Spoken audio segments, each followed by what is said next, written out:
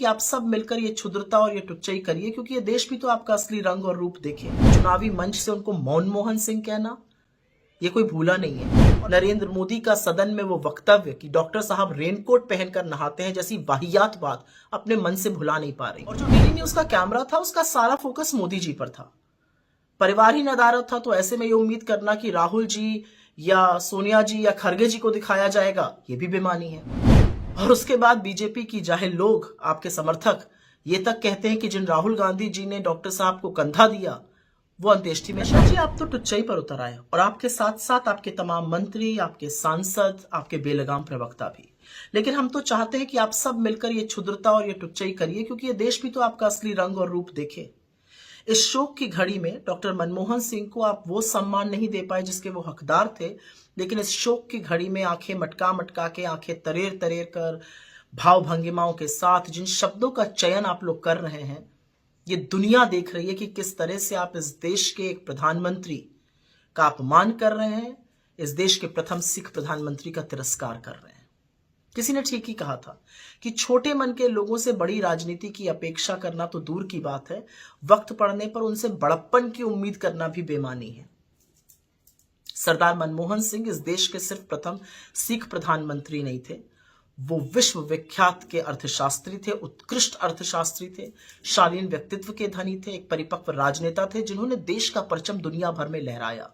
और ऐसे में निगम बोध घाट पर उनका अंतिम संस्कार करके, जहां पर किसी भी पूर्व प्रधानमंत्री का अंतिम संस्कार नहीं हुआ है, इंक्लूडिंग अटल जी का, जिनका आपने स्मृति स्थल पर अंतिम संस्कार किया और वहीं पर उनका स्मारक बना, ये करके आपने दिखा दिया कि इस देश के प्रथम सिख प्रधानमंत्री के लिए आपके मन में तनिक भर भी, रत्ती भर भी इज्जत और सम्मान नहीं है।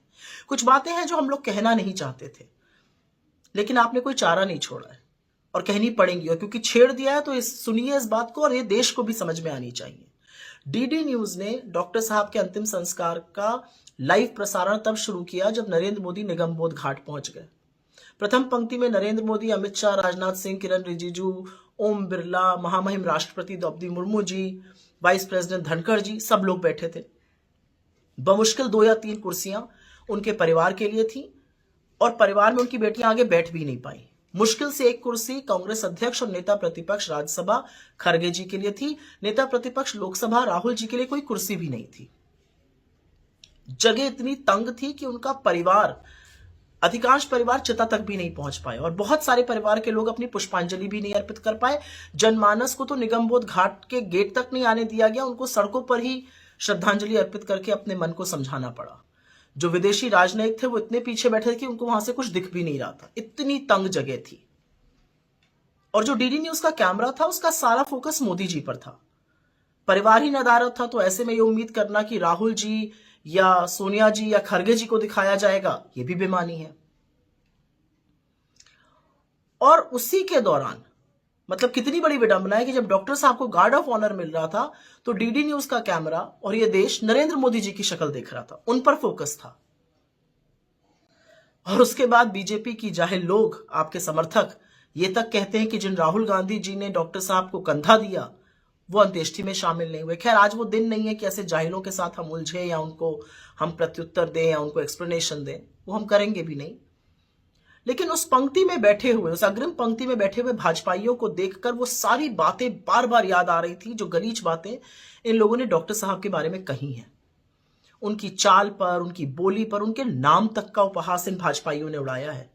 और असलियत यह है कि यह काम खुद नरेंद्र मोदी जी ने किया। चुनावी मंच से उनको मनमोहन सिंह कहना यह कोई भूला नहीं है। और मैं चाहकर भी नरेंद्र मोदी का सदन में वो वक्तव्य कि डॉक्टर साहब रेनकोट पहनकर नहाते हैं जैसी वाहियात बात अपने मन से भुला नहीं पा रही हूं। उन लोगों को बार बार देखकर, स्पेशली अमित शाह और नरेंद्र मोदी जी को बार बार देखकर मन में यह ख्याल जरूर आ रहा था कि क्या इनके मन में, इनके मस्तिष्क में आज जरा सी भी ग्लानि, जरा सा भी क्षोभ, जरा सा भी पछतावा, जरा सा भी अफसोस है? और अगर नहीं है तो होना चाहिए था। खैर, डॉक्टर साहब के निधन के बाद आपकी जो विफलताएं हैं, आपका जो खोखलापन है, वो पूरी दुनिया और पूरे देश ने देख लिया है। असलियत तो यह है कि एक पूरी पीढ़ी को आपने व्हाट्सएप के जरिए जो अनर्गल बातें डॉक्टर साहब के बारे में कही थी, वो सारे झूठ एक प्रहार में ध्वस्त हो गए। क्योंकि उन सब लोगों को डॉक्टर साहब की उपलब्धियां, विश्व में वो कितने विख्यात थे, उनका क्या कद था वैश्विक स्तर पे, वो उन्होंने इस देश को कित मुश्किल दौर में कैसे संभाला, अर्थव्यवस्था को कैसे सुदृढ़ रखा, वो सारे सच विस्फोटक होकर सामने आ गए।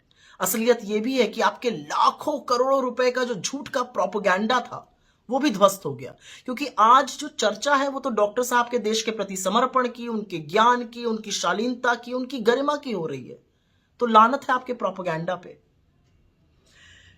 लेकिन आप देश के मूड को भांप नहीं पा रहे हैं, आप सिख समुदाय की सरदारों की अपेक्षाओं को भांप नहीं पा रहे हैं, आप ये नहीं समझ पा रहे हैं कि जो अवमानना आपने सरदार मनमोहन सिंह जी की है वो इस पूरे देश की अवमानना है। और ये अवमानना और तिरस्कार ही नहीं है, ये पाप है। पाप का प्रायश्चित कीजिए। विद्या विहार आवासीय विद्यालय 29 वर्षों से आपके बच्चों को शिक्षा, खेल और सांस्कृतिक रूप से समृद्ध कर रहा है। बिहार के पूर्णिया में स्थित हमारा 40 एकड़ का हरा भरा परिसर और 27 एकड़ का खेल मैदान एक ऐसा वातावरण प्रदान करता है जहां विद्यार्थी न केवल पढ़ाई में बल्कि हर क्षेत्र में आगे बढ़ते हैं।